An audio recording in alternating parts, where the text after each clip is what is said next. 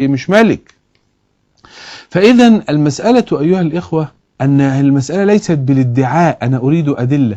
فقال الله تعالى أنا ربكم، والدليل على ذلك آيات الخلق التي أدلكم على نفسي بها وأعرفكم على نفسي بها. فقال، وشوف يا أخي سبحان الله، لا يقول لك وهو يدعوك إلى حرية التفكير، ما يقولكش اقرأ باسم ربك صاحب الفضل عليك، مع ان ربك فيها ربوبية وفيها خلق وفيها فضل، انما يقول لك لا انا لا اريد ان أأسر فكرك ولا ان احجمه بان تشعر بفضل، انا اقول لك ساعطيك الاسرار التي تدل على عظمتي وخلقي وقدرتي. يعني كأنه دليل مادي، دليل فعلي.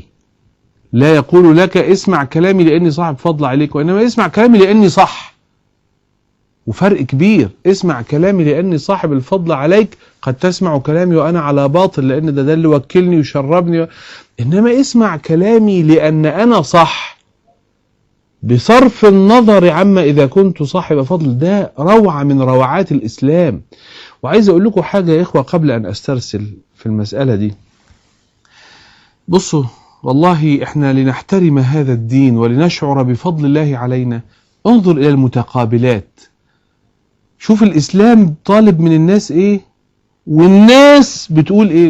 الإسلام بيقول لهم يا جماعة إحنا بنكلمكم بالعقل، قل هاتوا برهانكم. عندكم برهان؟ هل عندكم من علم فتخرجوه لنا؟ أم لهم كتاب أم لكم كتاب فيه تدرسون؟ عندكم أدلة؟ عندكم براهين؟ في عندكم شيء تقولوه؟ في أدلة؟ في منطق؟ وفي المقابل هم يقولون إنا وجدنا آباءنا على أمة وإنا على آثارهم مقتدون. لا منطق. أو يقول وما أنا إلا امرؤ من قبيلتي، يعني من عيلتي، إن غوت غويت وإن ترشد أرشدي. بس كده، إذا غووا تغووا وإذا رشدوا ترشد بدون أي منطق. شايف التقابل بين العقل الذي طرحه الإسلام وبين العقل الموجود. يقول لك ألا لا يجهلن أحد علينا فنجهل فوق جهل الجاهلين.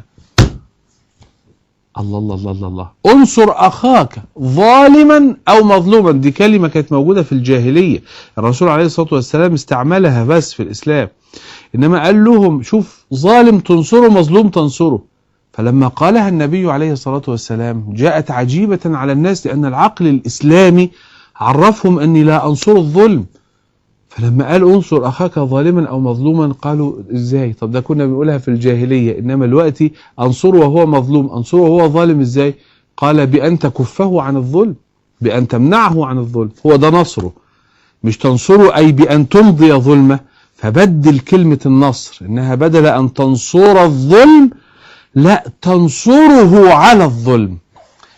إنما الجاهلية لم يكن عندهم منطق، لم يكن عندهم كانت بهذه الصورة.